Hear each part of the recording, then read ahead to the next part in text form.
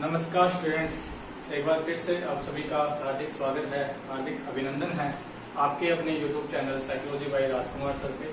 देखिए दोस्तों, हम फिर से साइकोलॉजी की जो सीरीज है वो आज हम शुरू करने जा रहे हैं। एग्जाम जो है हमारा रीट का, उसे मद्देनजर रखते हुए हम आज से जो है कंप्लीट सिलेबस जो है वो रीट का हम इस YouTube चैनल पर पढ़ेंगे। देखिए दोस्तों, एग्जाम के लिए जो टाइम है वो हमारे पास बहुत कम है। गवर्नमेंट ने डिसाइड किया, फिक्स कर दिया है 26 सितंबर। अब ये डेट जो है वो आगे बढ़ने वाली नहीं है, इसी दिन ये एग्जाम होगा, ऐसा गवर्नमेंट का कहना है। और हम आशा भी यही करते हैं कि एग्जाम जो है वो इसी डेट को हो। और गवर्नमेंट जो है वो इस बार सीटें बढ़ाने पर भी विचार कर रही है, यानी कि अब जो सीटें होगी वो 50,000 के करीब ऐसा सुनने में आ रहा है। तो ये हमारे लिए बहुत ही बेस्ट अपॉर्चुनिटी होगी जो ये एग्जाम होने वाला है। अभी हमारे पास थोड़ा टाइम और भी, जिसे इस टाइम को हम एकदम अच्छे से अगर कवर करें तो हम इस एग्जाम को क्रैक कर सकते हैं।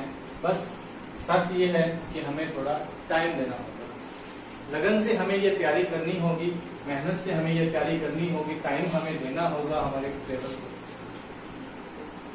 इसी टाइम से ही हम ये एग्जाम क्रैक कर सकते हैं। तो दोस्तों, ज्यादा समय ना लेते हुए आज हम जो है साइकोलॉजी को शुरू करने वाले हैं इस YouTube चैनल पर। तो देखिए, हमारा जो रीट का एग्जाम है उसके अंदर साइकोलॉजी जो है, साइको जो है प्लस जो टीचिंग मेथड है, हमारे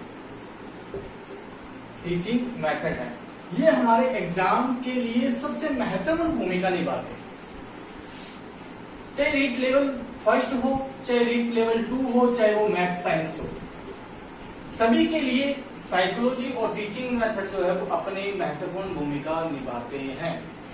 30 नंबर की साइकोलॉजी तो आती ही आती है, प्लस हर पार्ट में टीचिंग मेथड है। तो हम ये मान के चलते हैं कि करीबन 60 से लेकर 70 नंबर के प्रश्नों पर सीधा सीधा जो प्रभाव पड़ता है वो इन टीचिंग मेथड का और इस साइकोलॉजी का प्रभाव पड़ता है।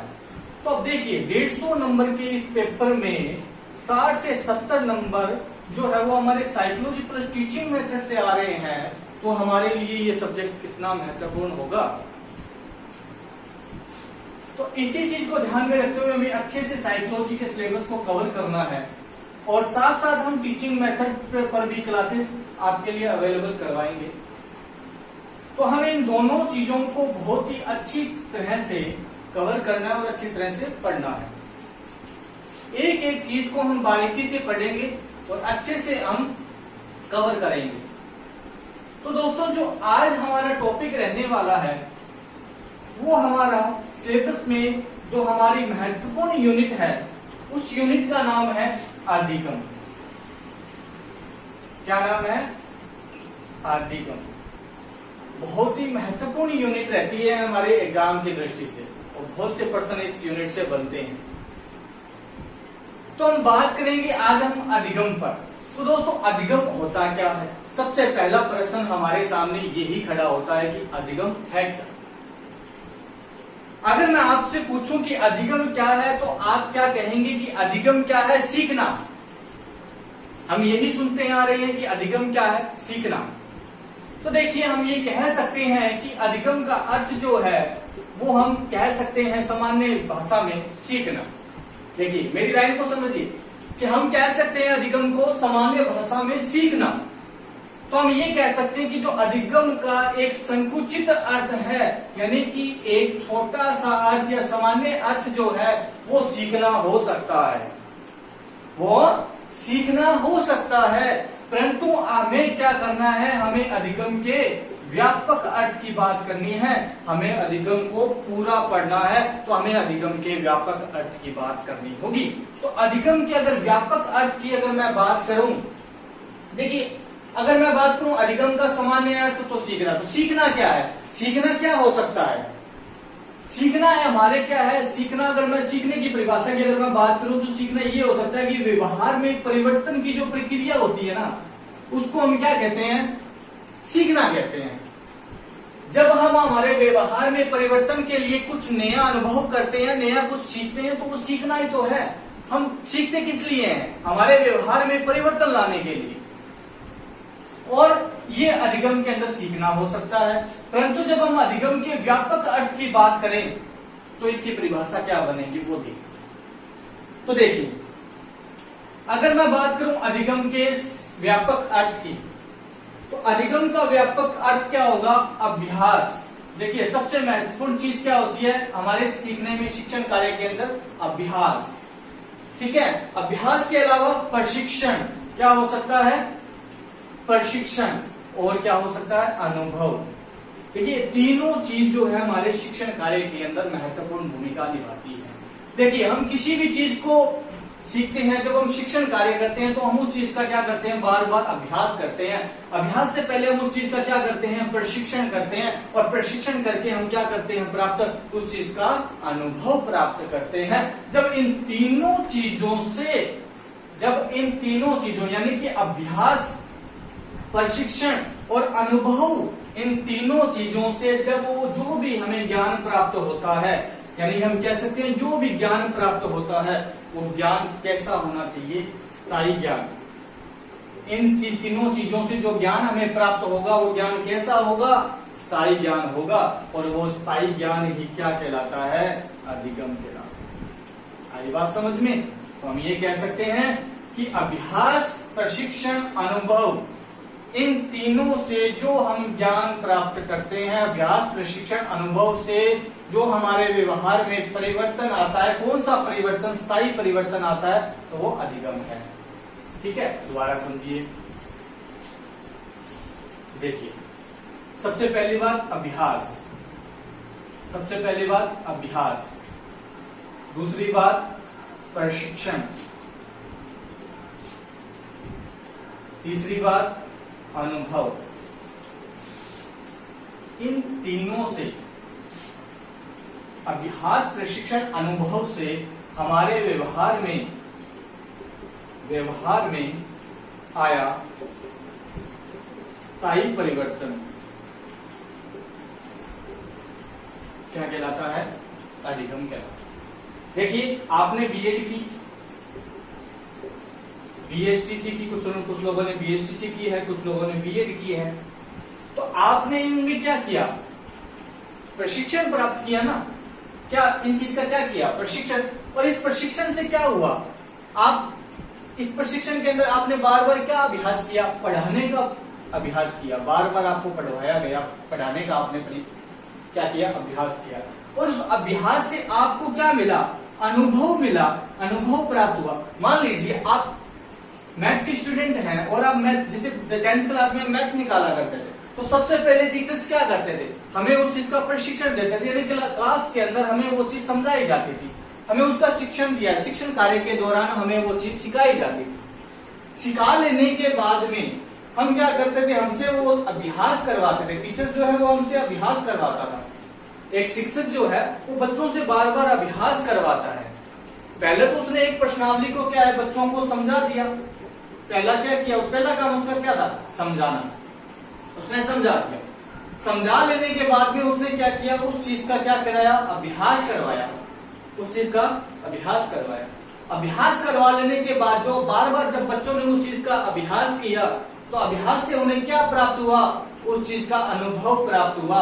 और इन तीनों के समूह से इनके व्यवहार में क्या हुआ? एक स्थायी चीज, यानी कि उस विषय वस्तु का स्थायी ज्ञान जो है उनके व्यवहार में क्या हो गया? शामिल हो गया। और वो निरंतर उनके साथ जीवन भर चलने को तैयार रहा। तो इस चीज को हम क्या कहते हैं? अधिगम कहते हैं। हमें बात इतनी सी याद रखनी है कि जब हमारे व्यवहार में स्थायी परिवर्तन आए, ऐसा परिवर्तन जो कभी भी खत्म ना हो, हमारे व्यवहार से वो हटे ना, कभी भी गायब ना हो, ऐसा अगर परिवर्तन अगर हमारे व्यवहार में आ रहा है तो वो व्यवहार का कौन सा अंग होगा? वो अधिगम होगा। तो ये बात हमें अच्छे से याद रखनी है। ठीक है, ये तो हुई सामान्य बात अधिगम की। अधिगम की परिभाषा की हमने बात की, अधिगम की परिभाषा हमने समझी कि क्या होता है अधिगम का संकुचित अर्थ, तो वो होता है सीखना। अधिगम का संकुचित अर्थ। सीखना क्या है, हमारे व्यवहार में परिवर्तन करने के लिए जो भी हम क्रिया काम में लेते हैं वो क्रिया क्या कहलाती है, सीखना कहलाती है।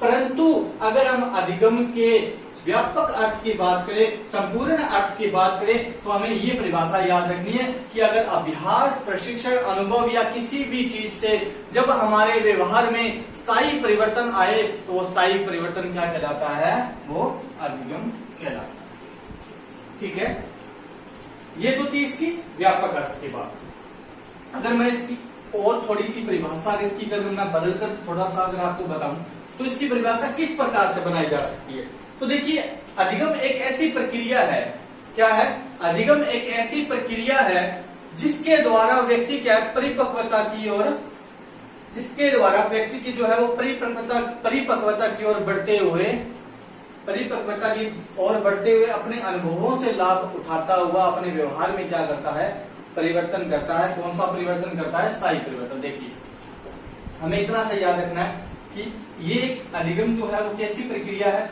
इसमें व्यक्ति क्या करता है, अपनी परिपक्वता की ओर बढ़ता है, यानी कि बचपन से लेकर वो किशोरावस्था, किशोरावस्था से प्रौढ़ावस्था, वृद्धावस्था यानी परिपक्वता की ओर वो बढ़ रहा है। परिपक्वता की ओर बढ़ते हुए हम ये कह सकते हैं कि परिपक्वता की ओर बढ़ते हुए अपने अनुभवों, यानी कि जो जो अनुभव वो प्राप्त कर रहा है अपने जीवन में, अनुभव, अपने अनुभवों से लाभ उठाते हुए, अनुभवों से लाभ उठाते हुए अपने व्यवहार में स्थायी परिवर्तन करता है। वह क्या है, अधिगम। ये क्या है, अधिगम है। ये बात क्या आई, समझ में आई कि देखिए परिपक्वता क्या है, परिपक्वता का अर्थ होता है व्यक्ति जब मैच्योर हो रहा होता है, यानी कि हम ये कह सकते हैं हमारी जो अवस्थाएं होती है, सबसे पहली अवस्था हमारी शेषावस्था से प्रारंभ होती है। ठीक है, शेषावस्था से हम जीवन प्रारंभ करते हैं।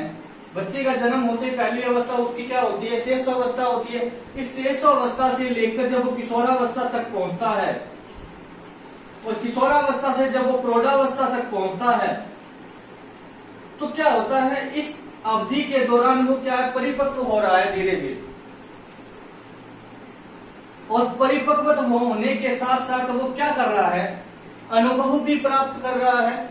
आज देखिए आप बचपन से लेकर आज इस उम्र तक आप पहुंचे हो तो आपने कई सारे अनुभव प्राप्त किए होंगे और उन अनुभवों से आपने बहुत सारा लाभ भी उठाया होगा अपने जीवन में। और जब आप उन अनुभवों से लाभ उठाते हैं और लाभ उठाकर जब आप उस चीज को व्यवहार में स्थायी कर लेते हैं, यानी कि मान लीजिए आप एक सड़क से रोजाना जा रहे हैं, ठीक है, वो सड़क जो है वो टूटी फूटी है, उसमें बहुत सारे गड्ढे हैं। तो एक दिन आप वहां से निकले, जैसे तैसे आप उस सड़क से निकल चुके, परंतु दूसरे दिन जब आपने सोचा कि यार उस सड़क से हमें नहीं जाना है, क्यों, क्योंकि आपने कल उस सड़क पर चलने का एक अनुभव प्राप्त कर लिया, परिपक्व हो गया आप उस सड़क पर चलकर, आपने अनुभव प्राप्त किया, उस अनुभव का अब आप लाभ उठाओगे कि यार नहीं उस सड़क से हमें नहीं जाना है, हमें दूसरी सड़क से जाना है क्योंकि उस सड़क पर तो बहुत सारे गड्ढे। कैसा हुआ ऐसा, क्यों हुआ ऐसा, क्योंकि आपने सबसे पहले उस चीज का अनुभव प्राप्त कर लिया। आपको पता है कि यहाँ से जाने से हमें खतरा हो सकता है, तो उस अनुभव का लाभ उठाकर आपने क्या कर लिया, उस सड़क से जाने का फैसला कर नहीं जाने का फैसला आपने उस सड़क से कर लिया। तो क्या हुआ, आपने परिपक्वता के साथ साथ अपने जीवन में बहुत से ऐसे फैसले लिए होंगे जिनसे आपके व्यवहार में क्या आया होगा, स्थायी परिवर्तन आया होगा, और वो स्थायी परिवर्तन ही क्या कहलाता है, हमारा अधिगम कहलाता है। व्यक्ति जब धीरे धीरे परिपक्वता की ओर बढ़ता है तो अपने अनुभवों से लाभ उठाता है, और लाभ उठाने के साथ साथ वो उन अनुभवों से अपने व्यवहार में क्या लाता है, स्थायी परिवर्तन, और उस स्थायी परिवर्तन को ही हम क्या कहते हैं, अधिगम कहते हैं। ये बात हमें याद है, ठीक है। तो ये तो थी हमारी परिभाषाओं की। अब हम बात करेंगे कुछ मनोवैज्ञानिकों या कुछ विद्वानों के द्वारा दी गई परिभाषाओं की बात करेंगे। देखिए सबसे पहले तो देखिए, इससे पहले मैं आपको एक छोटी सी चीज और बता दूं। अगर शिक्षा मनोविज्ञान में अगर हम अधिगम की बात करें तो एक छोटी सी बात है वो हमें याद रखनी है। क्या है कि अधिगम जो है वो प्रक्रिया भी है। हम ये कह सकते हैं कि अधिगम प्रक्रिया और परिणाम दोनों है। अब इस बात को हमें स्पष्ट करना है कि कैसे है। शिक्षा मनोविज्ञान के अंतर्गत, शिक्षा मनोविज्ञान के अंदर शिक्षण कार्य को क्या होता है, शिक्षण कार्य। देखिए शिक्षण कार्य का क्या होता है, जो टीचर जो है आपको क्लास के अंदर जो अभ्यास करवा रहा है या जो आपको बता रहा है, पढ़ा रहा है, तो वो आपका शिक्षण कार्य है। अब देखिए शिक्षा मनोविज्ञान के अंदर शिक्षण कार्य को अधिगम का प्रथम पद माना गया है। यानी कि अधिगम की शुरुआत कहां से होती है, उस शिक्षण कार्य से होती है। ये जहां से आपको शिक्षक ने पढ़ाना शुरू किया है वो आपकी नींव है। यानी कि जब जहां से आपको शिक्षक ने ज्ञान देना शुरू किया वो शिक्षा मनोविज्ञान के अंदर प्रथम पद कहलाता है। किसका, अधिगम का। अधिगम का वो प्रथम पद कहलाता है, क्या है, शिक्षण कार्य। ठीक है, शिक्षण प्रक्रिया का प्रथम पद जो है वो हमारा क्या कहलाता है, शिक्षण प्रक्रिया का प्रथम पद शिक्षण प्रक्रिया, शिक्षण कार्य का सबसे जो अधिगम का प्रथम पद शिक्षण प्रक्रिया मानी जाती है। क्या मानी जाती है, शिक्षण प्रक्रिया। यानी कि हम शिक्षण किस प्रकार से करवा रहे हैं वो प्रक्रिया ये क्या कहलाती है, हमारा अधिगम का शिक्षण प्रथम पद कहलाती है। और इस शिक्षण कार्य या शिक्षण प्रक्रिया के द्वारा बच्चे को सिखाकर जो हम उससे परिणाम प्राप्त करते हैं, जो हम परिणाम प्राप्त करते हैं वो परिणाम क्या कहलाता है, हमारा अधिगम कहलाता है। ठीक है, यानी कि हम शिक्षण कार्य करवाने के बाद में, शिक्षण कार्य करवा लेने के बाद में हम परिणाम प्राप्त करना चाहते हैं। शिक्षण कार्य प्राप्त करवा लेने के बाद में हम क्या करना चाहते हैं, परिणाम। और जब ये परिणाम प्राप्त करने की जो प्रक्रिया होती है, ये प्रक्रिया जब पूर्ण हो जाती है तो अधिगम प्रक्रिया पूर्ण मानी जाती है। यानी अधिगम शुरुआत कहां से होती है, अधिगम की, अधिगम की शुरुआत होती है शिक्षण प्रक्रिया से। कहां से प्रारंभ होती है, शिक्षण प्रक्रिया से प्रारंभ होती है। और कहां जाकर खत्म होती है, जब हम उस शिक्षण प्रक्रिया का हमें परिणाम प्राप्त हो जाए। और परिणाम प्राप्त हो जाने के बाद में जो हमने शिक्षण कार्य शुरू किया था वो यहाँ इस परिणाम के साथ क्या हो जाता है, खत्म हो जाता है। और खत्म होने की प्रक्रिया क्या है, अधिगम। ये सारी जो कंप्लीट जो प्रक्रिया मानी जाती है वो अधिगम प्रक्रिया मानी जाती है। इसीलिए अधिगम प्रक्रिया का जो प्रथम पद कहलाता है वो शिक्षण प्रक्रिया कहलाती है और अंतिम पद इसका परिणाम कहलाता है। जब ये दोनों कंप्लीट हो जाते हैं तो वो हमारा अधिगम पूर्ण माना जाता है। तो ये बात हमें याद रखनी है कि प्रक्रिया और परिणाम अधिगम दोनों है। प्रक्रिया है, अधिगम एक प्रक्रिया है, यानी कि इस प्रक्रिया के द्वारा हम बच्चे को सिखाते हैं और सिखाकर हम अंत में क्या करते हैं, उसका परिणाम किसके माध्यम से, मूल्यांकन के माध्यम से हम जब उसका परिणाम प्राप्त करते हैं कि बच्चे ने कितना सीखा है, तो वो क्या है, अधिगम प्रक्रिया है, कंप्लीट अधिगम प्रक्रिया कहलाती है। ठीक है, तो ये बात हमें याद रखनी है। इसके बाद हम कुछ विद्वानों की परिभाषाओं की बात करेंगे। ये तो था सामान्य अर्थ अधिगम का। अब हम बात करेंगे, कुछ विद्वानों की बात करेंगे। कुछ विद्वानों ने अधिगम की कुछ परिभाषाएं दी है, उन परिभाषाओं पर हम बात करेंगे। तो देखिए सबसे पहले हम बात करेंगे परिभाषाओं की। परिभाषा, ये परिभाषाएं बहुत ही महत्वपूर्ण परिभाषा है। तो इन परिभाषाओं में जो सबसे पहला जिसका नाम आता है वो है गिलफोर्ड। क्या नाम है, गिलफोर्ड। क्या नाम है, गिलफोर्ड। गिलफोर्ड ने अपनी परिभाषा के अंतर्गत क्या कहा कि व्यवहार के कारण, क्या कहा कि व्यवहार के कारण, व्यवहार के कारण व्यवहार में आया स्थायी परिवर्तन। कौन सा परिवर्तन, स्थायी परिवर्तन अधिगम कहलाता है। क्या कहलाता है, अधिगम कहलाता है। यही बात हमने की थी कि देखिए जो व्यवहार हम प्राप्त कर रहे हैं हमारे अनुभवों से, उस व्यवहार से यानी कि जो हमने आज तक हम परिपक्वता के साथ साथ हम जैसे जैसे आगे बढ़े हमारी उम्र के अंदर हमने क्या किया, बहुत सारा व्यवहार प्राप्त किया। उस व्यवहार से जब हमारे व्यवहार यानी कि किसी अन्य व्यवहार में जब कोई स्थायी परिवर्तन महसूस हो जाए, यानी कि स्थायी परिवर्तन आ जाए या दृढ़ परिवर्तन आ जाए, तो वो परिवर्तन क्या कहलाता है, हमारा अधिगम कहलाता है। ये किसने कहा, बिल्कुल क्या कहा कि व्यवहार के कारण व्यवहार में आया स्थायी परिवर्तन क्या कहलाता है दोस्तों, अधिगम कहलाता है। व्यवहार के कारण व्यवहार में आया स्थायी परिवर्तन क्या कहलाता है, अधिगम कहलाता है। किसने कहा, गिलफोर्ड ने कहा। हमें याद रखना है गिलफोर्ड की परिभाषा है कि व्यवहार में, इसमें देखिए 2 बार व्यवहार आ रहा है, व्यवहार के कारण व्यवहार में ही आया परिवर्तन क्या कहलाता है, अधिगम कहलाता है। परिभाषा याद रखनी है, डायरेक्ट सीधी परिभाषा आपके एग्जाम में पूछी जा सकती है और बहुत बार पूछी भी गई है।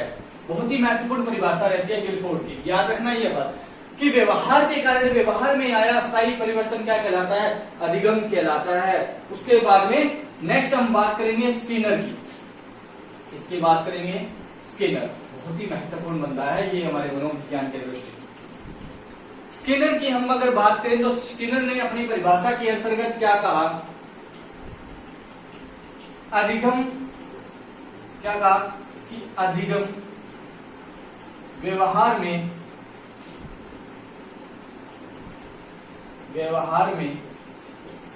उत्तरोत्तर व्यवहार में उत्तरोत्तर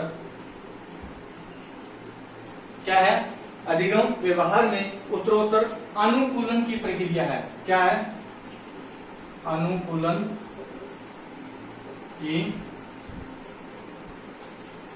प्रक्रिया, ये बात हमें याद।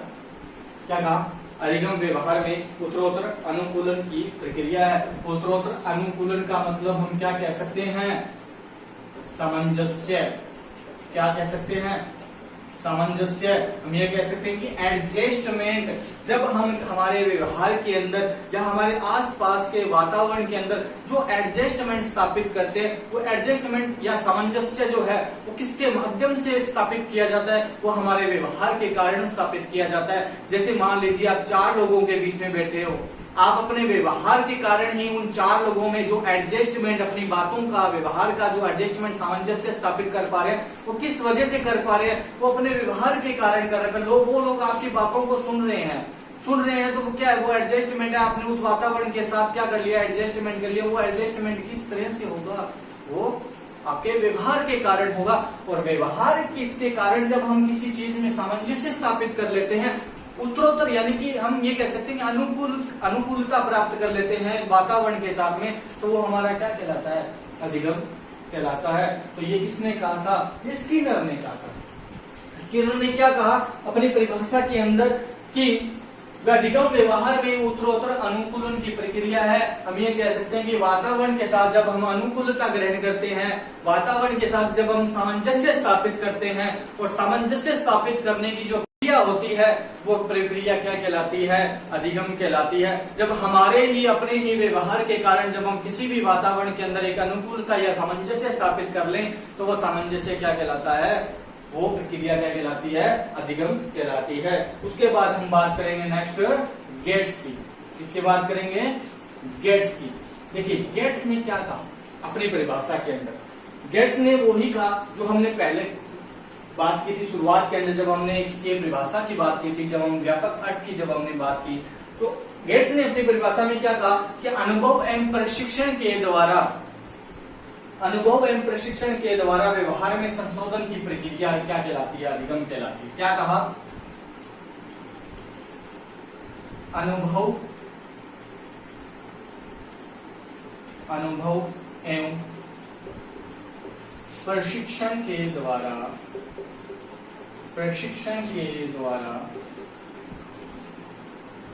अनुभव एवं प्रशिक्षण के द्वारा व्यवहार में संशोधन, क्या, व्यवहार में संशोधन की प्रक्रिया। कौन सी प्रक्रिया, व्यवहार में संशोधन की प्रक्रिया। देखिए जब हम किसी चीज का अनुभव यानी कि प्रशिक्षण प्राप्त करते हैं। क्योंकि अनुभव जो है वो हमारे प्रशिक्षण के बाद हमें प्राप्त होता है। जब हम किसी चीज का बार बार अभ्यास करेंगे तो हमें अनुभव प्राप्त होगा। हमने किसी भी चीज का अनुभव यानी प्रशिक्षण या प्राप्त किया। आज आपको कुछ भी चीजें जैसे साइकोलॉजी के अंदर, जैसे मान लीजिए मैं आपको ये परिभाषा सिखा रहा हूँ, तो ये क्या है, ये आपको प्रशिक्षण दिया जा रहा है, आपको पढ़ाया जा रहा है। पढ़ा लेने के बाद में जब आप इस चीज का बार बार अभ्यास करेंगे ना, तो अभ्यास से क्या होगा, वो चीज आपकी स्थायी हो जाएगी, परमानेंट फिक्स हो जाएगी। तो देखिए हम कह सकते हैं ना, गर्व करता है बिहार जन्नत हो सुजान, तो हम क्यों कहा जाता है वो, क्योंकि जब अभ्यास किया जाता है तो बार बार किसी चीज का अभ्यास कर लेने के बाद में वो चीज क्या हमारे व्यवहार में क्या हो जाती है, स्थायी हो जाती है। हनुमान चालीसा तो हम बार बार पढ़ते हैं, भगवान को खुश करने के लिए हम हनुमान चालीसा सुबह सुबह हम जरूर पढ़ते हैं, सारे पढ़ते होंगे, बहुत से पढ़ते हूँ। तो वो बार बार पढ़ने से आज आपको मुख्य जमाने याद है, क्यों है, क्योंकि बार बार आपने क्या किया, उस चीज का अभ्यास किया।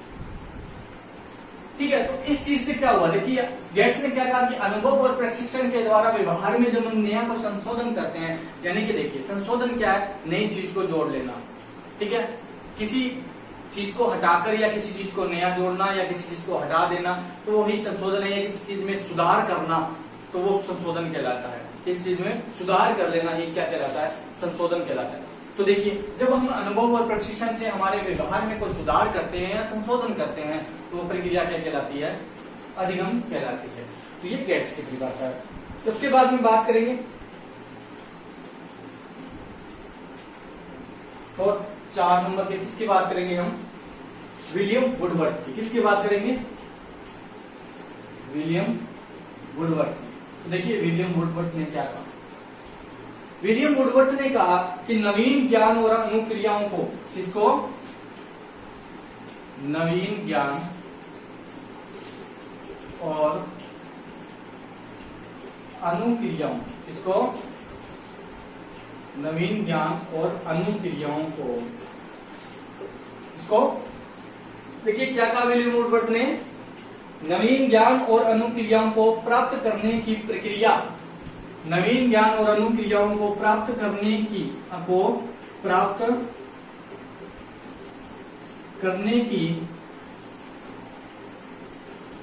प्रक्रिया अधिगम प्रक्रिया कहलाती है। क्या कहलाती है, अधिगम प्रक्रिया कहलाती है। ठीक है, देखिए नवीन ज्ञान यानी कि नया ज्ञान प्राप्त करना। अनुक्रिया क्या होती है, देखिए अनुक्रिया क्या होती है, किसी उद्दीपक के प्रति, देखिए 2 शब्द आएंगे, बार बार आएंगे, वो आपको मैं यही क्लियर कर देता हूं। एक तो आएगा प्रतिक्रिया, क्या आएगी, प्रतिक्रिया, और एक आएगा अनुक्रिया। ये 2 शब्द आएंगे, बार बार आएंगे मनोविज्ञान के अंदर, अधिगम टॉपिक में तो बहुत बार आएंगे। तो यही क्लियर कर देता हूं आपको कि प्रतिक्रिया क्या होती है और अनुक्रिया क्या होती है। देखिए प्रतिक्रिया क्या होती है, जब हम कोई क्रिया के बदले में क्रिया करते हैं, क्रिया के बदले क्रिया, ठीक है, तो ये होगी प्रतिक्रिया। अनुक्रिया किसी उद्दीपक के प्रति की गई क्रिया, किसी उद्दीपक के प्रति क्रिया क्या कहलाती है, अनुक्रिया। देखिए क्रिया के बदले क्रिया, प्रतिक्रिया, मतलब देखिए जब आपको किसी ने नमस्कार किया, आपने उत्तर में क्या कर दिया, नमस्कार जी। किसने हेलो कहा, आपने कहा कि हेलो। किसी ने आपको आपके हाथ मिलाया आपके साथ में, आपने भी हाथ आगे कर दिया, हाथ मिला लिया, तो वो क्या है, उस क्रिया के बदले की गई क्रिया है। यानी कि उसने क्रिया की, आपको नमस्कार किया और आपने भी उसको क्रिया कर दी कि नमस्कार जी, तो क्रिया के प्रति क्रिया है। अब देखिए उद्दीपक, अनुक्रिया, अनुक्रिया क्या है, किसी उद्दीपक के प्रति। उद्दीपक का मतलब होता है मनोविज्ञान की भाषा में लक्ष्य। क्या है, लक्ष्य। जब आप किसी उद्दीपक या लक्ष्य के प्रति जब आप क्रिया करते हो, जैसे मान लीजिए आप रीड के लिए, अब क्या कर रहे हो, आपके सामने आपका लक्ष्य क्या है, रीड है। अब इस रीड के लिए बार बार क्या कर रहे हो, प्रयास कर रहे हो, तो वो प्रयास क्या है, वो आपकी रीड आपके लिए क्या है, उद्दीपक बना हुआ है, एक लक्ष्य बना हुआ है। तो उस लक्ष्य के लिए बार बार जो आप क्रियाएं कर रहे हो, वो क्रियाएं क्या कहलाती है, अनुक्रिया कहलाती है। बात समझ में आई, तो ये 2 चीज हमें याद रखनी है। अब देखिए इसमें क्या कहा विलियम वुडवर्थ ने कि नवीन ज्ञान और अनुक्रियाओं को प्राप्त करने की प्रक्रिया, नवीन ज्ञान और अनुक्रियाओं को प्राप्त करने की प्रक्रिया क्या कहलाती है? अधिगम प्रक्रिया। नवीन ज्ञान और अनुक्रिया यानी कि उद्दीपक के प्रति की जाने वाली क्रिया जब हम प्राप्त करते हैं, कोई उद्दीपक प्राप्त करते हैं, कोई लक्ष्य प्राप्त करते हैं, तो वो प्राप्त करने की जो प्रक्रिया है वो अधिगम प्रक्रिया कहलाती है। ये कह सकते हैं कि नवीन ज्ञान, नया ज्ञान प्राप्त करना है हमें। जैसे पुराना ज्ञान है हमारे पास बहुत है, अब आप नया ज्ञान प्राप्त कर रहे हो, नई आप देखिए, अब आपने क्या किया, मार्केट से नई नई बुक्स परचेज की आपने, वो नई बुक्स किस लिए परचेज की? नया कुछ मिल जाए हमें, कि कुछ भी छूट ना आ जाए हमारे एग्जाम के अंदर, हमें ऐसा कुछ मिल जाए, हमें कुछ नया ज्ञान हमें मिल जाए जिससे कि हमारा एग्जाम में क्रैक हो जाए। तो उस एग्जाम में सक्सेस, सफलता प्राप्त करने के लिए आप नया ज्ञान प्राप्त कर रहे हो, और उस नए ज्ञान को किस माध्यम से? अनुक्रियाओं के माध्यम से प्राप्त कर रहे हो, उद्दीपक के जरिए प्राप्त, उद्दीपक को प्राप्त करने के लिए नया ज्ञान प्राप्त कर रहे हो। तो ये दोनों जो सम्मिलित होकर जब एक क्रिया बनाते हैं, हम क्रिया क्या कहलाएगी? अधिगम प्रक्रिया कहलाएगी। बात समझ में आई? ठीक है।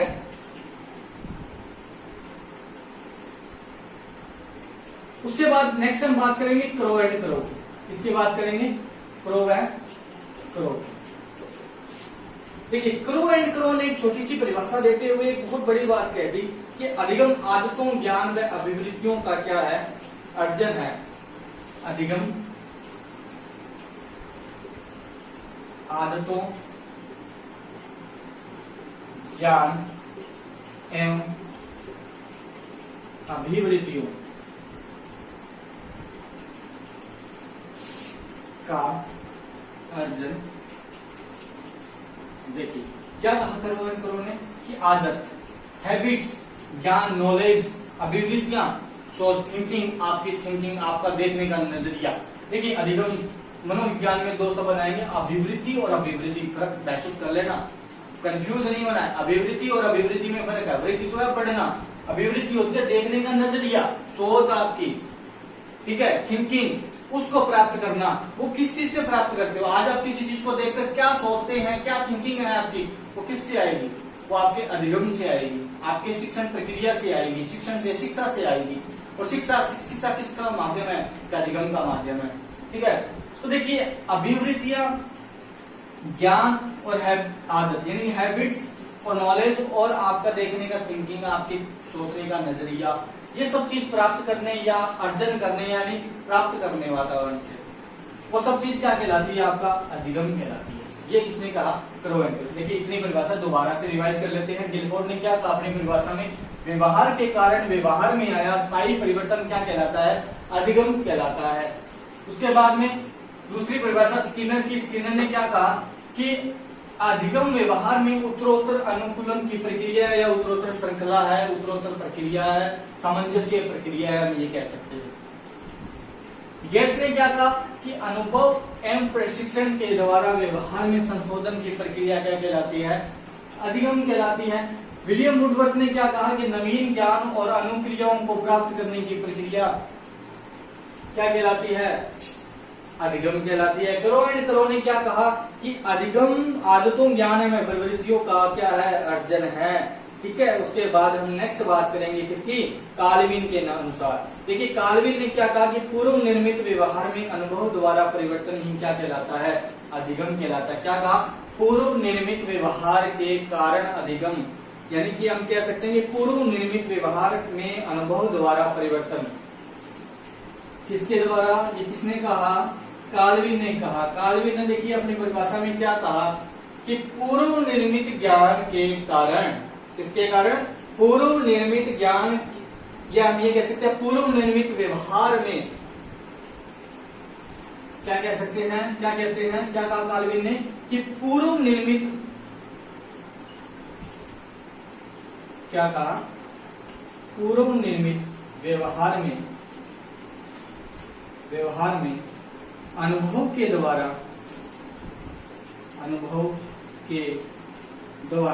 परिवर्तन अधिगम कहलाता है। क्या कहलाता है? अधिगम है। क्या कहा? पूर्व निर्मित व्यवहार में, यानी कि जो आपका ये बात है कि आपका जो पुराना ज्ञान है, पूर्व ज्ञान जो है, ज्ञान दो प्रकार के, तो नवीन ज्ञान है, पूर्व ज्ञान। नवीन ज्ञान जो आप प्राप्त कर रहे करेंगे आगे, ठीक है, उस पूर्व ज्ञान के माध्यम से तो वो नवीन ज्ञान है, नया ज्ञान। और पूर्व ज्ञान जो आपने अब तक सीख लिया वो आपके लिए क्या बना हुआ है, पूर्व ज्ञान बना हुआ है, आपका पहले से आपका जो ज्ञान है, ठीक है, तो वो पूर्व ज्ञान है। अब आपको जो मैं पढ़ा रहा हूं इसमें से बहुत से बच्चों को तो पता होगा, तो वो आपका पूर्व ज्ञान होगा। उस पूर्व ज्ञान के अंदर जब आप अपने अनेक अनुभव, अब पूर्व ज्ञान है आपके पास और आप अनुभव प्राप्त करते जा रहे हैं, और उस अनुभव प्राप्त करने से आपने उस पूर्व ज्ञान के अंदर अगर कुछ परिवर्तन कर लिया है, कौन सा परिवर्तन, स्थायी परिवर्तन कर लिया है, तो वो क्या कहलाता है, अधिगम कहलाता है। बात समझ में कि पूर्व निर्मित व्यवहार जो आपने पुराना, जो आपने पूर्व ज्ञान जो आपने प्राप्त किया है, उस पूर्व ज्ञान प्राप्त से पूर्व ज्ञान के अंदर जब आप अनुभव के माध्यम से कोई परिवर्तन लाते हैं तो वो परिवर्तन क्या कहलाता है, आपका अधिगम कहलाता है। ठीक है, तो ये परिभाषा है। इसके अलावा हम कुछ अन्य और परिभाषाओं की बात करेंगे। यहाँ तक आप ये नोट करना चाहें तो आप कर सकते हैं, स्क्रीनशॉट लेना चाहे तो स्क्रीनशॉट आप ले सकते हैं, फिर हम आगे बढ़ते हैं।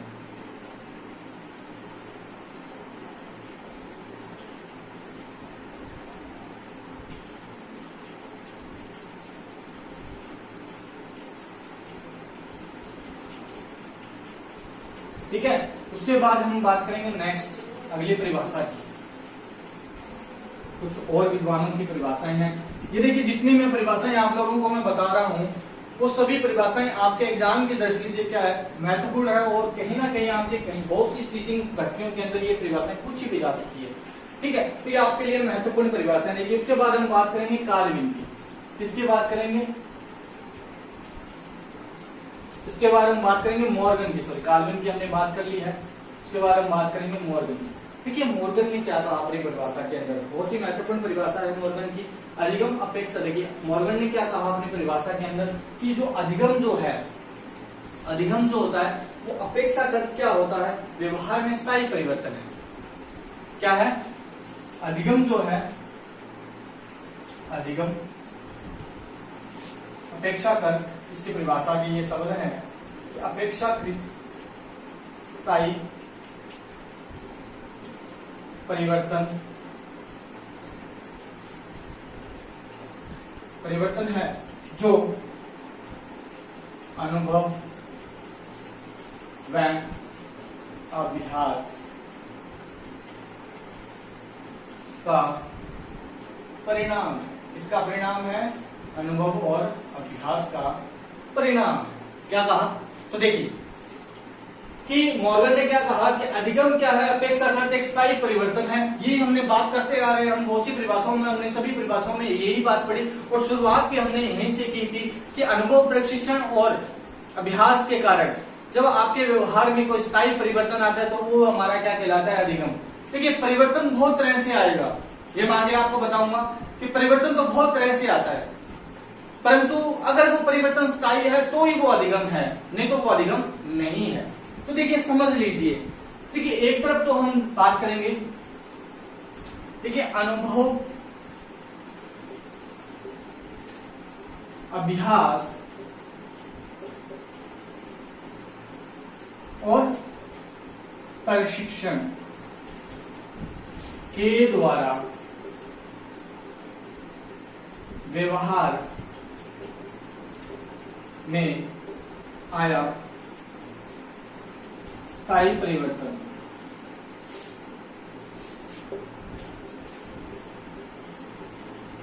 क्या है, अधिगम है। ठीक है, ये परिभाषा हमने पढ़ ली। अब देखिए, ये हमने क्या पढ़ा कि स्थायी परिवर्तन। अब आप कहोगे सर परिवर्तन तो बहुत तरीके से आ सकता है। हाँ, आता है, परिवर्तन बहुत तरीके से आता है। देखिए, परिवर्तन आने का सबसे महत्वपूर्ण कारण है परिपक्वता। देखिए, जैसे जैसे आप बड़े होते हैं आपके व्यवहार में बहुत सा परिवर्तन आएगा, आवाज में परिवर्तन आना, बोलचाल में परिवर्तन आना, आपके स्वभाव में परिवर्तन आना, तो ये परिपक्वता का परिवर्तन है। ठीक है, ये परिपक्वता के परिवर्तन है। उसके अलावा थकान, तो देखिए थकान, जब आप किसी काम को निरंतर करते जा रहे हैं, करते जा रहे हैं, करते जा रहे हैं, अंत में आप थक जाओगे तो आपका स्वभाव कैसा हो जाएगा, आपका व्यवहार किस तरह से हो जाएगा, चिड़चिड़ा हो जाएगा, बोलोगे कम, यानी कि आपके व्यवहार में अचानक एक परिवर्तन आ जाएगा। उसके अलावा हम कह सकते हैं कि बीमारी, यानी कि आपको कोई बीमारी है, छोटी सी अगर आपको जुकाम हो जाए तो भी आपके व्यवहार में परिवर्तन हो जाता है ना। तो परिपक्वता, थकान, बीमारी, उसके अलावा मूल प्रवृत्ति, यानी कि मूल प्रवृत्ति जितनी भी है हमारी, मूल प्रवृत्तियों के कारण भी हमारे व्यवहार में परिवर्तन होता है। सहज क्रिया, यानी कि जो सहज क्रिया, ये मूल प्रवृत्ति का एक अंग है, सहज क्रिया। और साथ साथ हम ये कह सकते हैं कि जो जन्मजात क्रियाएं हैं हमारी, वो भी, ये भी तीनों एक ही चीज है, सहज क्रिया, मूल प्रवृत्ति, जन्मजात प्रक्रिया। और उसके अलावा हम कह सकते हैं कि जो मादक पदार्थ है, मादक पदार्थों का सेवन, जैसे शराब पीना या कोई नशा करना, ये सब क्या है, मादक पदार्थ है। मादक पदार्थ होता है कि शराब पिया हुआ व्यक्ति और शराब पीने से पहले वाला व्यक्ति में बहुत फर्क होता है, ठीक है। उसके बोलचाल में, उसके व्यवहार में बहुत सा परिवर्तन आ जाता है। पीने से पहले और पीने के बाद में बहुत फर्क आ जाता है। तो वो क्यों आ रहा है, वो उस मादक पदार्थ के कारण आ रहा है, वो आ गया ना, उसके व्यवहार के अंदर एक परिवर्तन आ गया। उसके अलावा हम कह सकते हैं ये जो सब चीजें हैं, इन सब चीजों से आपके व्यवहार में क्या कैसा परिवर्तन आएगा, अस्थायी परिवर्तन आएगा। कौन सा परिवर्तन आएगा, अस्थायी परिवर्तन आएगा, आएगा ना। देखिए, अनुभव आपने प्राप्त किया, अभ्यास और प्रशिक्षण से आपने जो आपने अनुभव या अभ्यास या प्रशिक्षण से जो भी आपने प्राप्त किया, वो आपके लिए हमेशा क्या होगा, स्थायी होगा। परंतु अगर मान लीजिए किसी व्यक्ति को थकान है, तो थकान है तो वो निरंतर काम कर रहा है, थकान आए, व्यवहार में परिवर्तन आएगा, 2 घंटे सो लेगा आराम से, व्यवहार बदल जाएगा उसका। ऐसा ही होता है ना, 2-3 घंटे से लगातार आप कोई काम कर रहे हैं, पढ़ रहे हैं, आपने 2 घंटे फिर आराम कर लिया, 2 घंटे आराम करने में रिलैक्स हो गए, और रिलैक्स होते ही आपका व्यवहार बदल गया। बीमारी है, कोई बीमारी हो गई, व्यवहार में परिवर्तन होगा। और मान लीजिए वो बीमारी 2-3 दिन के अंदर सही हो जाती है, या फिर लंबे टाइम के बाद में जब वो बीमारी सही हो जाती है, तो बीमारी के जैसे सही होते ही उसका व्यवहार वापस से वैसा हो जाएगा। वैसा का वैसा कौन है, ये तो नहीं कि वो जीवन भर वैसा का वैसा रहने वाला है, ऐसा नहीं होता, ठीक है। मूल प्रवृत्ति, जो आपकी वो मूल प्रवृत्ति है, दिन भर जो भी आप क्रियाएं करते हैं, वो निरंतर स्थायी नहीं होती है, वो बदलती रहती है बार बार। मादक पदार्थ की कोई व्यक्ति है, पिया हुआ है, तो वो इसमें नहीं कि एक बार उसने पी ली तो जीवन भर उसके नशा ही रहेगा, ऐसा तो नहीं होता। डेली पीनी पड़ेगी उसको, पी लिए तो 2 से 3 घंटे तो वो व्यवहार करने वाला है, उसके बाद में वो उसका व्यवहार बदल जाएगा, जैसे नशा उतरेगा वापस से अपनी उसी हालत में आ जाएगा। तो वो कैसे हुआ, उस मादक पदार्थ के कारण व्यवहार में परिवर्तन है, परंतु वो परिवर्तन जो है वो स्थायी नहीं है, वो जीवन भर उसके साथ नहीं रहने वाला, उससे उसने कुछ सीखा नहीं है, ठीक है। वो अस्थायी परिवर्तन है। और अस्थायी परिवर्तन कैसा भी आए, परिवर्तन देखिए, परिवर्तन हो और अगर स्थायी परिवर्तन हो तो अधिगम है, अदरवाइज आपके कोई भी परिवर्तन हो, कैसा भी परिवर्तन हो, कुछ भी हो, वो अस्थायी परिवर्तन की श्रेणी में रखा जाएगा, और वो परिवर्तन जो है वो अधिगम नहीं कहलाता। इसीलिए सभी विद्वानों ने अपनी परिभाषाओं के अंदर स्थायी परिवर्तन की बात की है। उसी प्रकार मॉर्गन ने क्या कर, अधिगम जो है वो अपेक्षा करते क्या, स्थायी परिवर्तन है, जो अनुभव और अभ्यास का परिणाम है। अनुभव और अभ्यास का परिणाम ही क्या है, स्थायी परिवर्तन आपका अधिगम कहलाता है, जो अनुभव और अभ्यास से ही प्राप्त होगा, और किसी भी चीज से आपको प्राप्त नहीं होने वाला है। अनुभव होगा आपका, अनुभव यानी कि जीवन का जो अनुभव है, वो अनुभव भी आपको बहुत कुछ सिखाएगा। जैसे जैसे आपकी उम्र बढ़ेगी, आपको बहुत कुछ सिखाने वाला है आपका अनुभव। और उसी प्रकार आप जब आप किसी चीज का बार बार अभ्यास करते हैं, तो अभ्यास भी आपको क्या है, बहुत सी चीजें सिखाएगा। तो उन सब चीजों से क्या होगा, आपके अंदर एक स्थायी परिवर्तन आ जाएगा, एक ऐसा परिवर्तन जो आपके साथ निरंतर चलेगा। तो वो परिवर्तन ही क्या कहलाएगा, अधिगम कहलाएगा। और इसी प्रकार अगर कोई थकान, बीमारी, सहज या मूलवर्ती मादक पदार्थों के कारण जो अस्थायी परिवर्तन आता है, वो अधिगम नहीं कहलाता है। तो वो बात हमें याद रखनी है।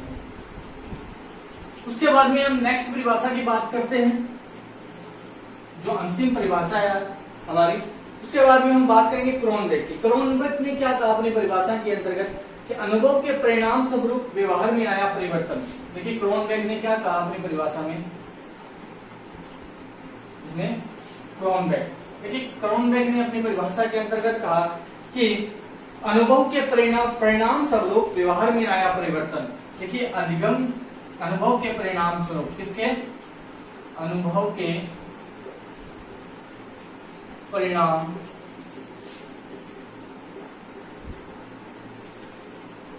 अधिगम के अनुभव के परिणाम स्वरूप व्यवहार में, इसके व्यवहार में आया स्थायी परिवर्तन क्या कहलाता है? देखिए मॉर्गन ने भी ये कहा कि अधिगम जो है अपेक्षाकृत एक स्थायी परिवर्तन जो अनुभव और अभ्यास का परिणाम है। उसी प्रकार क्रॉनबेक ने भी क्या कहा कि अनुभव और का परिणाम जो अनुभव के कारण जो हमें परिणाम होता है, उस परिणाम के कारण जो व्यवहार में स्थायी परिवर्तन आता है, वो परिवर्तन क्या कहलाता है? हमारा अधिगम कहलाता है।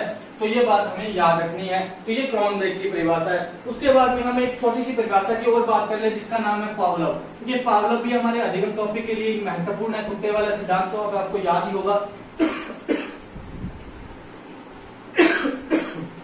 तो देखिए पावलोव ने क्या कहा अपनी परिभाषा के अंतर्गत कि अनुकूलित अनुक्रिया के परिणाम स्वरूप आदत का निर्माण। क्या कहा? अनुकूलित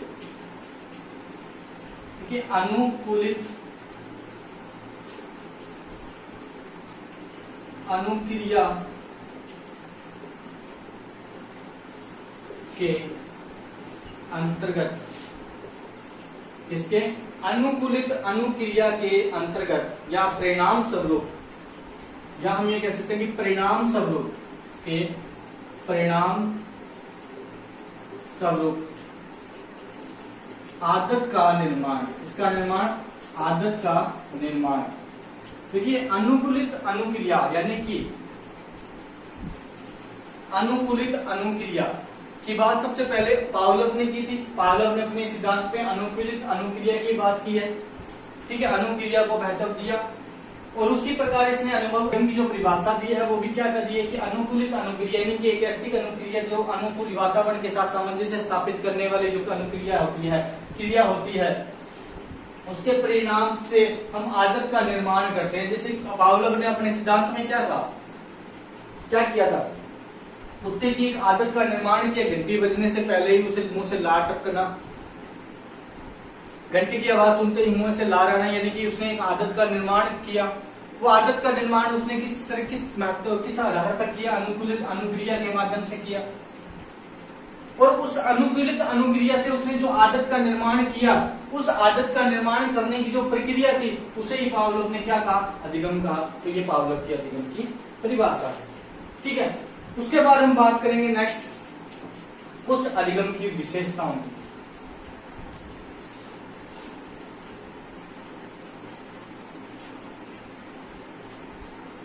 अब बात करेंगे हम अधिगम की विशेषताएं। देखिए अधिगम की विशेषताएं,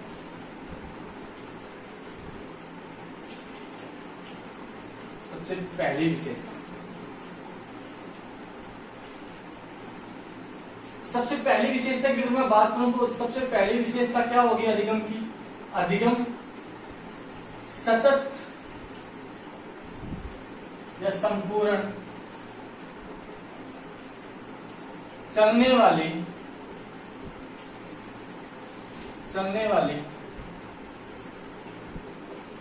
प्रक्रिया है। क्या है? अधिगम सतत चलने वाली प्रक्रिया है। यानी कि हम ये कह सकते हैं कि अधिगम जो है वो आपके साथ में आपके जीवन के अंदर निरंतर चलने वाली प्रक्रिया है। ऐसा नहीं है कि उसमें कोई रुकावट आएगी, कुछ ना कुछ जीवन में आप सीखते चले जाओगे। पठार बनेगा जब आप अधिगम को रोक दोगे, यानी कि ऐसी स्थिति होगी जब आप अधिगम के अंदर सतत, यानी कि जीवन पर हम अधिगम प्राप्त कर सकते हैं। ऐसा कोई जीवन का पड़ाव नहीं है जिसमें आप अधिगम नहीं प्राप्त कर सकते। अधिगम आप कहीं पे भी प्राप्त कर सकते हो। जो आप सीखना चाहते हो आप कहीं पे भी, किसी भी उम्र के पड़ाव में आप कुछ भी सीख सकते हो। तो अधिगम जो है वो आपकी सतत चलने वाली एक प्रक्रिया है। उसके बाद में हम दूसरी परिभाषा की अगर मैं बात, दूसरी विशेषता की अगर मैं बात करूं तो अधिगम क्या है? सार्वभौमिक प्रक्रिया है। कौन सी प्रक्रिया है? सार्वभौमिक प्रक्रिया है। क्या है? अधिगम सार्वभौमिक प्रक्रिया है। यानी कि इस संसार में पाए जाने वाला प्रत्येक प्राणी जो है उसमें अधिगम की प्रक्रिया पाई जाती है। चाहे वो कुत्ता हो, बिल्ली हो, पशु हो, जानवर हो, जीव जंतु हो, पक्षी हो, कुछ भी हो, चाहे वो मानव हो, सभी क्या करते हैं? अधिगम प्राप्त करते हैं। ठीक है। तो अधिगम क्या है? सार्वभौमिक प्रक्रिया, एक ऐसी प्रक्रिया है जो सब समाज के या संसार के प्रत्येक प्राणी के अंदर पाई जाती है। देखिए ऐसी प्रक्रिया है। तीसरी परिभाषा की अगर मैं बात करूं, विशेषता की अगर मैं बात करूं तो तीसरी विशेषता क्या होगी अधिगम क्या है? विकास प्रक्रिया है। अधिगम क्या है? अधिगम विकास प्रक्रिया। अधिगम क्या है? विकास प्रक्रिया है। ठीक है, अधिगम क्या है? विकास प्रक्रिया है, यानी कि विकास प्रक्रिया के कारण हम ये कह सकते हैं कि अर्थात इस विकास प्रक्रिया से क्या होता है? हमारे अनुभव और अभ्यास से व्यवहार में स्थायी परिवर्तन आता है। कौन सा परिवर्तन आता है? स्थायी परिवर्तन आता है।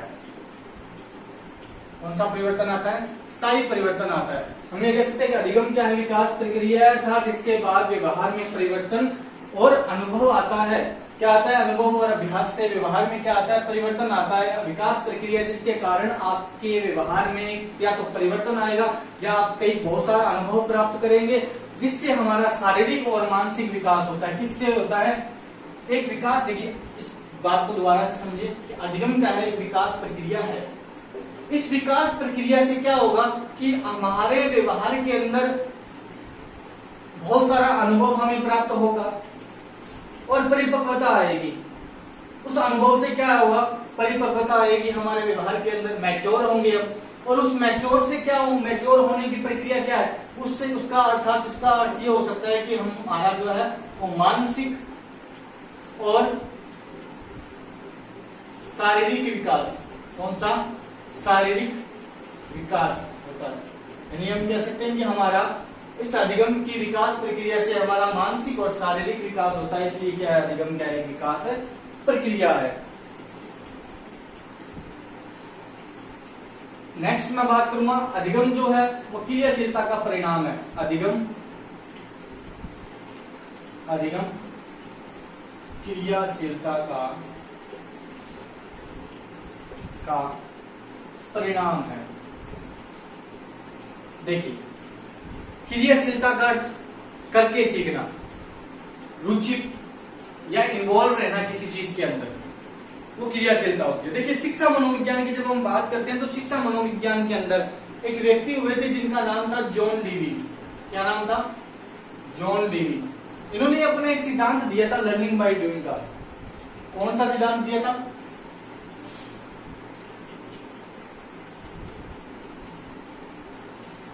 लर्निंग बाय डूइंग, अर्थात क्रियाशीलता का सिद्धांत। ठीक है, इन्होंने क्या कहा कि बच्चे को आप क्रियाशील रखिए शिक्षा के अंदर। यानी कि जब आप शिक्षा की किसी भी प्रक्रिया के अंदर जब आप ज्यादा से ज्यादा क्रियाशील होंगे, यानी कि आप जब कर करके सीखेंगे, क्रियाशीलता के माध्यम से, शारीरिक क्रियाओं के माध्यम से जब आप कुछ चीज को करेंगे तो आपका जो परिणाम होगा वो बहुत ही अच्छा आएगा। ऐसा किसने कहा था? जॉन डीवी ने। ये शिक्षा मनोविज्ञान के अंदर दिया गया जॉन डीवी का सिद्धांत था, लर्निंग बाय डूइंग का सिद्धांत। और इसी के ऊपर अधिगम की ये विशेषता बनती है कि अधिगम जो है वो क्रियाशीलता का परिणाम है। क्रियाशीलता का परिणाम का मतलब जब व्यक्ति किसी भी अधिगम प्रक्रिया में जितना ज्यादा सक्रिय रहता है उतना ही ज्यादा वो ज्यादा सीखता है, ज्यादा से ज्यादा वो सीखता है। आप किसी चीज में जितने ज्यादा सक्रिय रहेंगे उस चीज को आप जितना ही ज्यादा सीखेंगे। ठीक है, तो इसलिए कहते हैं कि यहाँ लर्निंग बाय डूइंग का जॉन डीवी का सिद्धांत काम कर रहा है, यानी अधिगम क्रियाशीलता का परिणाम है। ठीक है, उसके बाद नेक्स्ट में बात करूंगा, अधिगम जो है अनुकूलन प्रक्रिया है। क्या है? अनुकूलन प्रक्रिया है। देखिए, इसका मतलब है कि अधिगम के अंदर अर्थात व्यक्ति को अधिगम के लिए विभिन्न पक्षों के साथ अनुकूलन करना पड़ता है।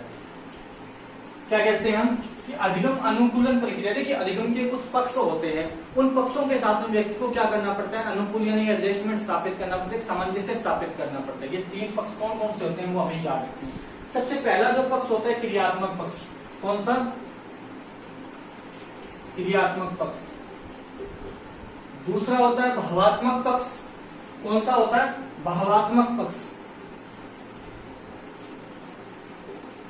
तीसरा होता है संज्ञानात्मक पक्ष।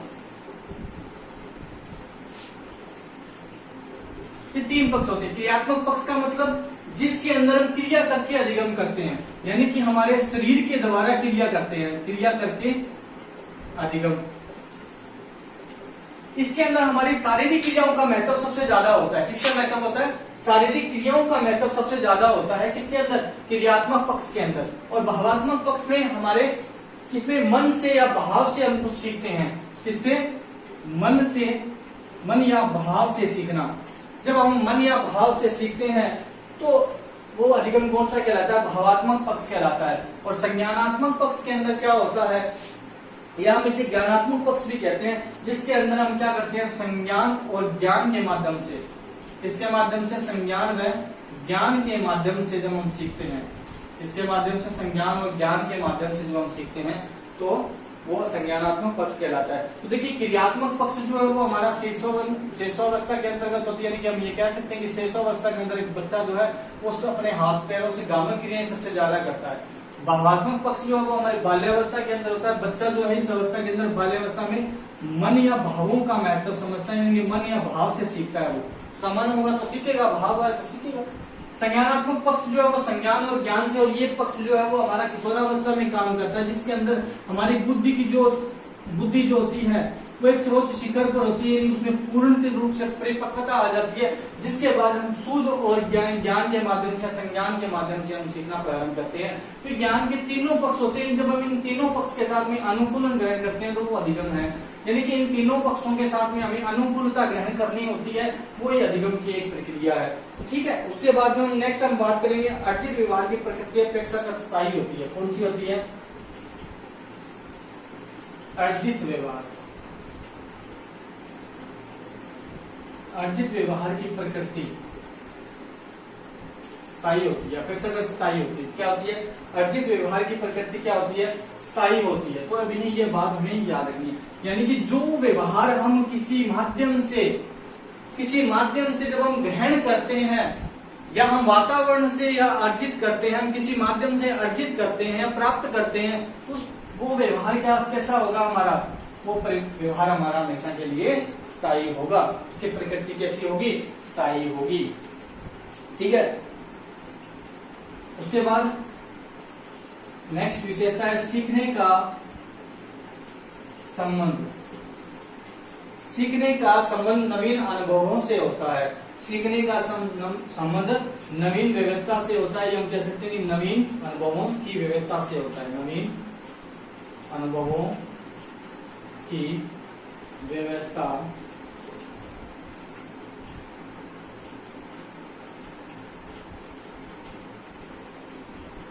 से होता है।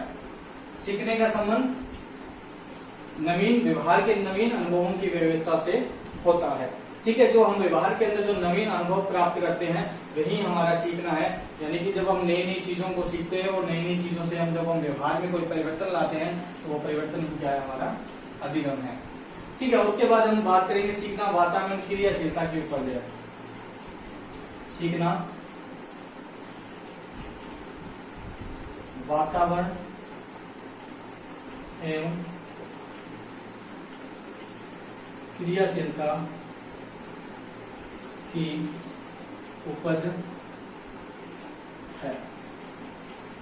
सीखना क्या है? वातावरण और क्रियाशीलता की उपज है। हमने बात की learning by doing join the way के सिद्धांत की। क्रियाशीलता यानी सक्रिय, जितना व्यक्ति सक्रिय होगा और अगर वातावरण उसका अच्छा है, सीखने के अनुकूल है, तो वो व्यक्ति उतना ही ज्यादा सीख पाएगा।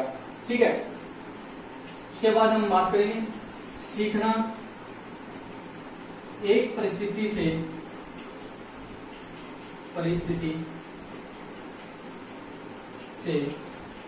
दूसरी परिस्थिति में स्थानांतरण की प्रक्रिया है। क्या प्रक्रिया है? सीखना क्या है? एक परिस्थिति से दूसरी परिस्थिति के अंदर, यानी कि एक ऐसी परिस्थिति जो आपका जो पूर्व ज्ञान से आप नवीन ज्ञान के अंदर जो आप परिवर्तन स्थानांतरण या ट्रांसफर करते हैं कोई भी ज्ञान या अनुभव को, तो वो क्या है? आपका अधिगम है। वो अधिगम की प्रक्रिया कहलाती है।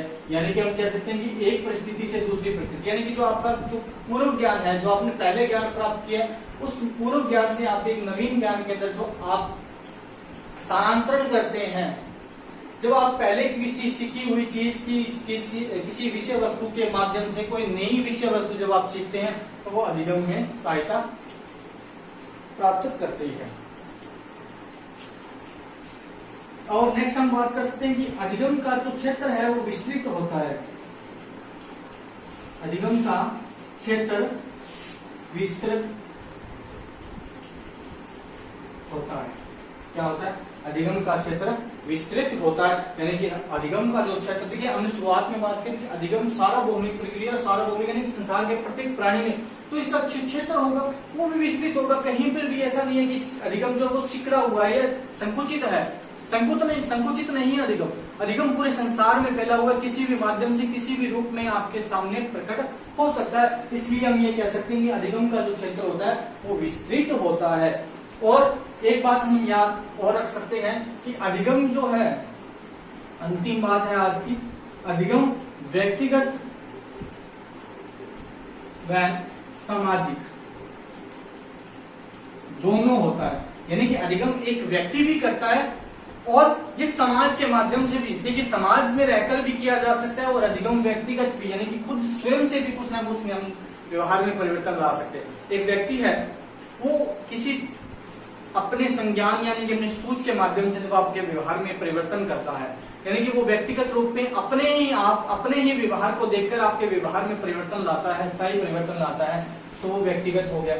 और अगर वह किसी समाज की अन्य प्राणियों में यानी कि अनुकूलता से, यानी कि अनुक्रिया, यानी कि हम ये कह सकते हैं कि किसी दूसरे की किसी चीज को देखकर या किसी के व्यवहार को देखकर आपके अगर व्यवहार में परिवर्तन आता है तो एक सामाजिक अधिगम प्रक्रिया कहलाती है। इसलिए हम समाज की सहायता से नया कुछ सीखते हैं। तो अधिगम व्यक्तिगत भी हो सकता है और सामाजिक भी हो सकता है, ये दोनों हो सकता है।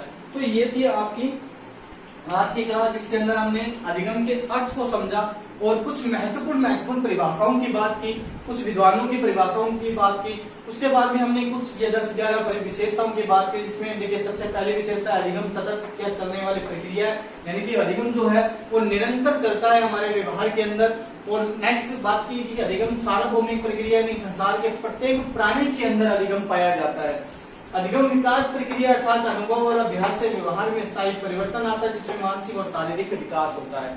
ठीक है। अधिगम क्रियाशीलता का परिणाम है। जॉन डेवी के general by learning by doing का जो सिद्धांत है अधिगम क्रियाशीलता का सिद्धांत, तो उसमें क्रियाशीलता का मतलब जितना व्यक्ति अधिगम के अंदर सक्रिय होगा, किसी भी चीज को सीखने के लिए जितना वो सक्रिय होगा, सक्रिय में जो रुचि लेगा, जितना ज्यादा वो हम ये कह सकते हैं कि इंटरेस्ट लेगा किसी चीज को सीखने में, तो व्यक्ति उतना ही ज्यादा सीखेगा। अधिगम अनुकूलन प्रक्रिया है। अनुकूलन यानी कि अधिगम के जितने भी पक्ष होते हैं, देखिए 3 पक्ष मैंने बताया आपको। सबसे पहले क्रियात्मक पक्ष, दूसरा भावात्मक पक्ष और तीसरा था संज्ञानात्मक या ज्ञानात्मक पक्ष। क्रियात्मक पक्ष का मतलब क्या होता है? जब हम क्रिया करके सीखते हैं, यानी कि हम जैसे मान लीजिए शेष अवस्था में एक बच्चा जो है वो हाथ पैरों से चलाकर नई नई चीजें सीखता है, और उसके बाद में भावात्मक मन या भाव से सीखना। बाल्यावस्था के अंदर क्या होता है? व्यक्ति बच्चा जो होता है वो बाल्यावस्था के अंदर मन या भाव के माध्यम से सीखता है, कॉन्सेप्ट के माध्यम से सीखता है। ठीक है। जिसके अंदर मूर्त अवस्था होती है, जिसमें वो सामने पड़ी हुई प्रत्यक्ष रूप से चीज को देखकर ही वो सामने उस मन या भाव से उस चीज को सीखने का प्रयास करता है। उसके बाद में नेक्स्ट में बात की संज्ञानात्मक पक्ष की। तो संज्ञानात्मक पक्ष में क्या होता है? किशोरावस्था के अंदर होता है ये पक्ष, और इसमें व्यक्ति क्या होता है? वो अपनी सूझ से सीखता है। जो बालक जो होता है, किशोर जो होता है, किशोरी जो होती है, वो अपनी सूझ के माध्यम से, अपने संज्ञान के माध्यम से, अपने ज्ञान के माध्यम से सीखते हैं। तो उन सभी पक्षों के साथ में अनुकूलता ग्रहण करना ही क्या है? अधिगम है। उसके बाद में अर्जित व्यवहार की प्रकृति हमेशा स्थायी होती है। जो आप वातावरण से प्राप्त जो आपका स्थायी व्यवहार जो होता है वो हमेशा कैसा होगा? स्थायी होगा। तो आपको ये बात भी याद रखनी है। सीखने का संबंध नवीन अनुभवों की व्यवस्था से होता है। यानी कि सीखना क्या है? जब आप सीखना, देखिए मैं शुरुआत में एक बात कही थी, सीखना क्या है? व्यवहार परिवर्तन की प्रक्रिया है। और व्यवहार परिवर्तन से क्या होगा? आपके पास नवीन ज्ञान का एक भंडार इकट्ठा होगा, और उस नवीन ज्ञान के भंडार से क्या होगा? आपका अधिगम प्रक्रिया पूर्ण होगी। सीखना वातावरण क्रियाशीलता के ऊपर है। अभी मैंने बात की, 3 पक्ष बताए, क्रियाशीलता का परिणाम है। और क्रियाशीलता के साथ साथ में व्यक्ति जितना ज्यादा सक्रिय होगा और प्लस उसका वातावरण जो है वो इफेक्ट भी डालेगा उसके ऊपर। अगर उसका वातावरण अच्छा है तो वो अधिगम सबसे ज्यादा कर पाएगा। सीखना एक परिस्थिति से दूसरी परिस्थिति में स्थानांतरण की प्रक्रिया है, यानी कि अब जो आपने पूर्व ज्ञान प्राप्त किया उस पूर्व ज्ञान से जब आप नवीन ज्ञान के अंदर जाएंगे तो उस पूर्व ज्ञान का महत्व सबसे ज्यादा रहता है। उस पूर्व ज्ञान के यूज से या उसके इस्तेमाल से आप एक नवीन ज्ञान प्राप्त करते हैं, तो वो स्थानांतरण की प्रक्रिया है। अधिगम का क्षेत्र विस्तृत होता है, यानी अधिगम का क्षेत्र बहुत बड़ा होता है, तो सिकुड़ा हुआ नहीं है, तो छोटा सा क्षेत्र नहीं है, इसका बहुत बड़ा क्षेत्र है जो प्रत्येक प्राणी के अंदर पाया जाता है। अधिगम व्यक्तिगत और सामाजिक, यानी कि अधिगम एक व्यक्ति के द्वारा भी किया जाता है और एक समाज का साधन भी अधिगम है। तो आज की क्लास में दोस्तों इतना ही। इसके बाद में हम बात करेंगे अधिगम के बारे में कुछ और अन्य बातों पर। तो आज के लिए इतना ही। अगर आपको ये क्लास अच्छी लगी तो इस वीडियो को लाइक, शेयर और सब्सक्राइब चैनल को करना ना भूलें। आपको कंप्लीट साइकोलॉजी का जो सिलेबस है वो इस पे मिलेगा, साथ साथ में आपको शिक्षण विधियां भी करवाई जाएगी। तो दोस्तों आज के लिए इतना ही। मिलते हैं नेक्स्ट क्लास के अंदर। चैनल को सब्सक्राइब कीजिए, वीडियो को लाइक कीजिए, उसको कमेंट करके बताइए कि आपको कैसे। ठीक है, धन्यवाद।